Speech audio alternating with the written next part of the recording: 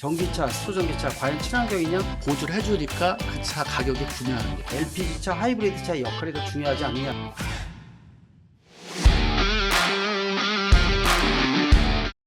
우리나라 이제 친환경 판매를 좀 이제 볼게요. 그래서 전년 대비해서 이제 103.8% 정도 증가했대요. 그래서 12만 9천 대. 아까 말씀하신 네. 것처럼 보급 목표는 더 높지만, 그리고 이제 전 세계 9위 정도 네. 됐다라고 하네요. 그래서 친환경 차량의 경쟁력, 사실 요새 뭐 굉장히 수상 이력들이 계속 올라와요. 그렇습니다. 네. 이 의미 부여를 할 수가 있어요.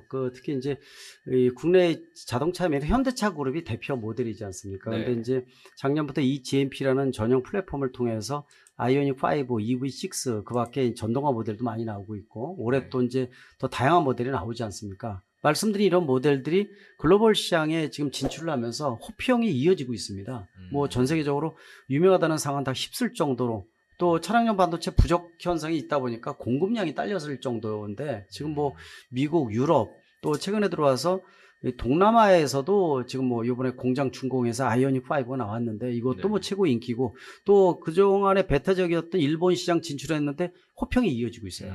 아마 긍정적으로 보고 있습니다. 근데 또 이제 정부에서도 이런 정책에 있어서 굉장히 공격적으로 이 정책을 지금 수립을 하고 있어요. 예를 들어서 2030년까지 24%뭐 온실가스를 자동차를 통해서 더 줄이겠다라는 부분들도 이번에 신정부 들어오면서 2035년까지 내연기관차 판매 종식을 하겠다. 네. 그 전에 뭐 예를 들어서 2030년 80%, 2025년 50% 이런 식으로 친환경차 신차 판매를 이렇게 잡고 있는데 네. 사실 목표치가 이루기가 간다는 건 아닙니다. 원래 이제 하이브리드 자동차 기술이야 원래 일본 도요타가 최고였고 그렇죠. 또 디젤 엔진 기술이야 독일이 최고였는데 네. 수소 자동차 전기 기술은 사실 우리나라가 지금 최고예요.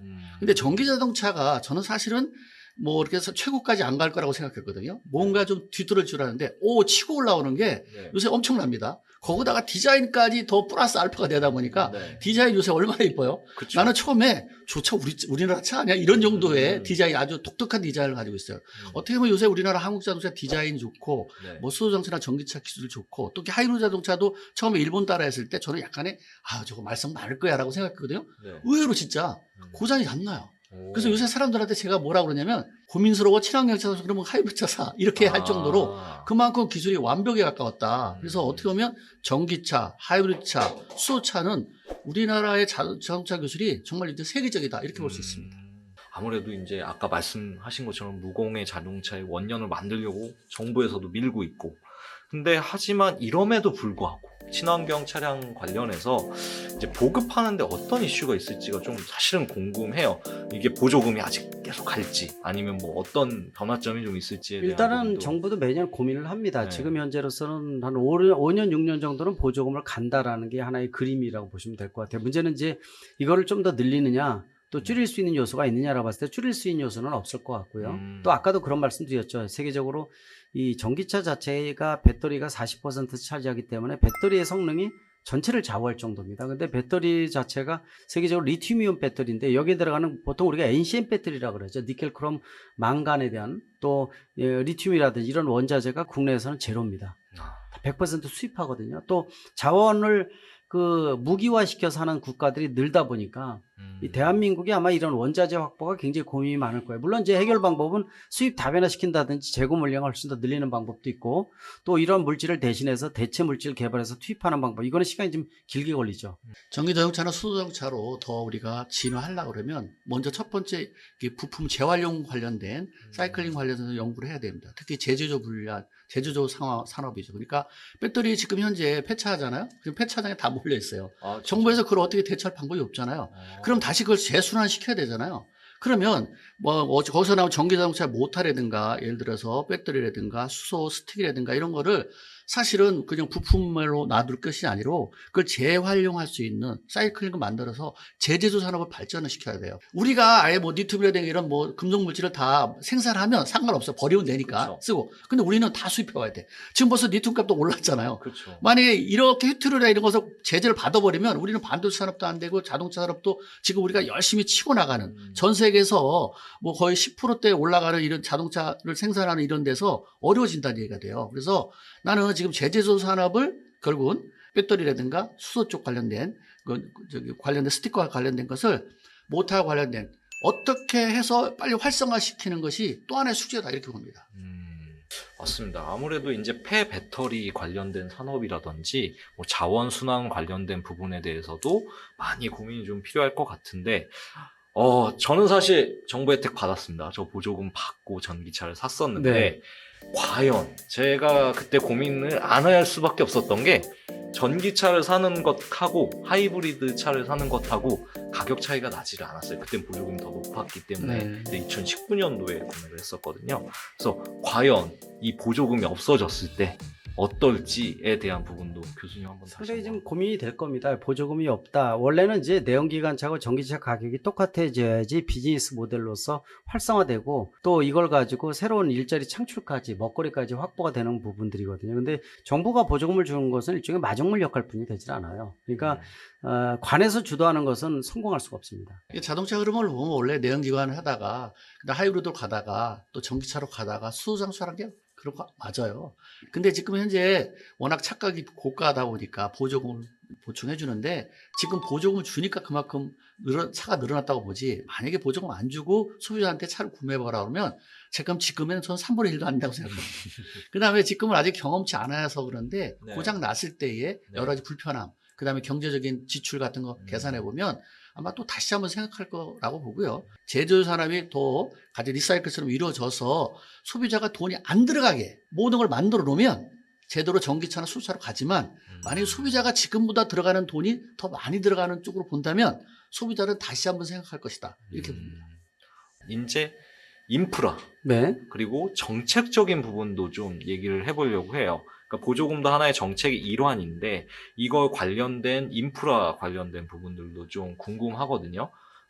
뉴스로는 아까 말씀하셨듯이 비율도 굉장히 높여지고 있고 충전소 비중을 높이고 있는데 그 부분에 대해서는 어떻게 일단 생각하십니까? 정부 신정부 들었으면서 아마 그런 부분들이 더 강조된다고 보고 있습니다. 예를 들어서 친환경차 의무 구매에 대한 것들도 비율이 좀 아마 나올 거예요. 그런 것들이 이제 뭐 10% 10대 중에 한 대는 뭐 전기차를 의무적으로 구입을 해야 된다든지 또 충전 인프라에 대한 것들도 굉장히 강조됩니다. 이번 정부 들어오면서 새롭게 강조하는 것이 300면 이상의 주차장일 경우에는 급속 충전기가 들어갔는데 이게 100면 이하로 떨어진다든지 또 빌라나 연립주택 같은 데는 뭐 4, 50면 있는 빌라나 연립주택은 없거든요. 없죠. 이런 경우에는 아예 공공용 충전기가 못 들어가니까 국민의 20, 30%가 아예 혜택을 못 받아요. 이런 것들도 이제 세부적으로 현실에 맞게끔 좀 바꿔주는 거, 이런 것들도 굉장히 중요하죠. 그러니까 이 전기차 보조금은 줄어들 수밖에 없습니다. 왜냐하면은 더 다양한 전기차, 더 완성도 좋은 전기차가 많이 나오는데 보조금을 줄은 대신 선택의 폭은 넓게 해주니까 지금 먼저 혜택을 많이 받고 지금 구입하느냐, 네. 아니면 몇 년 이후에 보조금 줄지만은 더 많은 차, 완성도 좋은 한번 충전에 500km 넘어가는 거 이거 살 것이냐, 이거는 소비자한테 던져주는 거죠.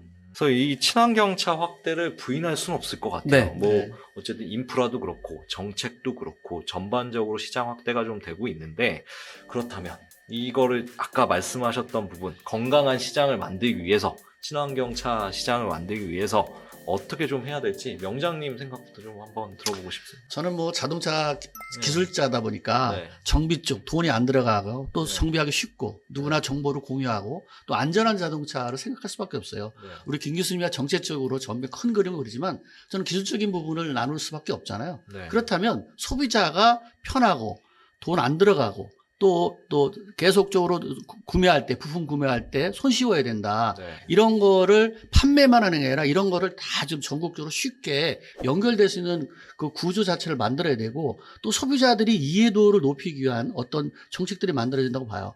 네. 교수님 같은 경우는 이 과제 어떻게 보고 이제 있는지. 어떻게 보면 친환경차로 가는 부분들은 네. 가속도가 더 높아지고 있습니다. 그러다 보니까 예전에 그 하이브리드나 이 기존의 내연기관차, 전기차, 수소차 이런 것들이 중첩된 기간이 한 40년 정도로 봤는데 20년으로 줄었어요. 이게 그 다음에 15년으로 줄었다는 겁니다. 너무 빨라요. 이렇게 빠르게 전환되게 되면 모든 산업 생태계가 경착륙이 될 수밖에 없어요. 그래서 제일 중요한 것이 정책에 대한 그림을 너무 핑크빛으로만 보지 말고요. 어두운 부분, 밝은 만큼 어두운 부분이 많이 존재를 하니까 어두운 부분을 얼마만큼 제대로 자리매김해서 가려운데 긁어주느냐가 굉장히 중요합니다. 예를 들어서 전기차를 손을 볼 수 있는 정비업소가 교육도 못 받다 보니까 아예 손을 못 봐요. 정비가 안 된다는 겁니다. 그러니까 3만 5천 군데에서 전국에서 200군데 간 넘을 정도니까 심각하죠. 보급돼서 늘어나는데 이런 것들이 이제 일자리를 새로 만드는 것도 중요하지만 일자리 유지가 중요하거든요. 교육을 제대로 시켜서 전기차가 내연기관차보다 일자리가 먹거리가 줄지만은 그래도 지속성이 좀 있게끔 만들어주는 것도 굉장히 중요하고 또 전환 교육이나 또는 업종 전환에 대한 것들도 중요하고 또 부품업 같은 경우에는 엔진 변속기 만들던 부품 만개 부품인데 이게 가장 핵심 부품인데 이게 통째로 없어지는 거거든요. 배터리 모터는 모듈로 들어가기 때문에 대교의 시스템을 그냥 얹어버리면 돼요. 그럼 만개 부품업은 아주 2차, 3차는 멘붕 상태입니다. 새로운 그림을 못 그려요. 이런 것들도 어떤 그림을 방향성을 전환해서 제대로 자리매김해 주는 것도 굉장히 중요하고 숙제가 굉장히 많은 건데 이거는 꼭 미래 모빌리티만 해당이 되는 게 아니라 전체의 대한민국의 먹거리를 방향을 결정짓는 굉장히 중요한 요소가 아닌가라는 측면에서 더더욱 고민을 해야 된다고 보고 있습니다. 오늘 전문가 두 분을 좀 모시고 이렇게 친환경 자동차 시장에 대해서 심도 깊게 얘기를 좀 나눠봤는데요.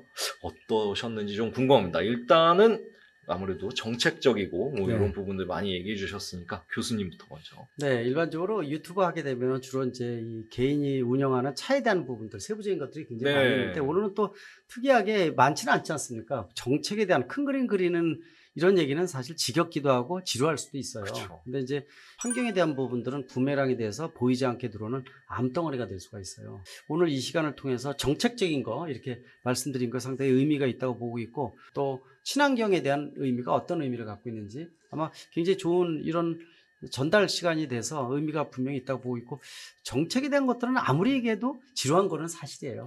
네, 그러나 상당히 좀 중요한 의미를 또 갖고 있다고 생각을 하고 또 우리 미래의 먹거리와 일자리 창출 직접 연결된다는 측면에서 아마 의미 있는 시간이었다 말씀드릴 수가 있습니다. 친환경 자동차에 대한 큰 그림을 좀 느낄 수 있었습니다. 네.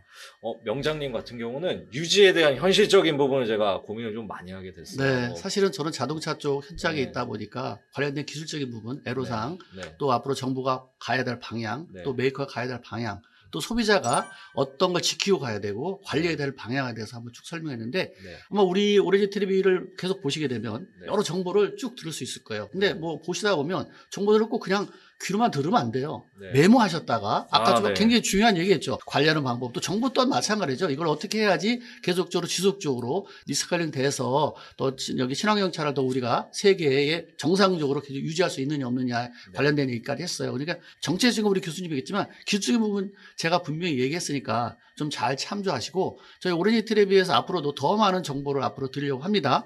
많이 구독해 주시고요. 많이 좀 봐주시기 바랍니다. 네. 이렇게 훌륭하신 두 분하고 좀 얘기를 나누다 보니까 시간 가는 줄 모르고 시간이 확 갔습니다. 그래서 친환경 자동차 시장에 관련된 이슈사항, 뉴스사항 이렇게 앞으로 좀 다뤄볼 테니까요. 오렌지 텔레비 많이 구독해 주시고 좋아요 눌러주시고 질문사항 있으셔도 댓글 많이 남겨주시면 저희가 명장님이나 교수님한테 물어보고 자문을 구해서 또 영상 만드는데 도움을 받을 수 있을 것 같습니다. 이상 멘투 드라이브였습니다. 이원이 그린 친환경 세상. LPG, 수소, 전기 등 친환경 에너지를 한 곳에서 포인트로 다양한 혜택까지 미래의 친환경 에너지 세상 이원이 펼쳐갑니다.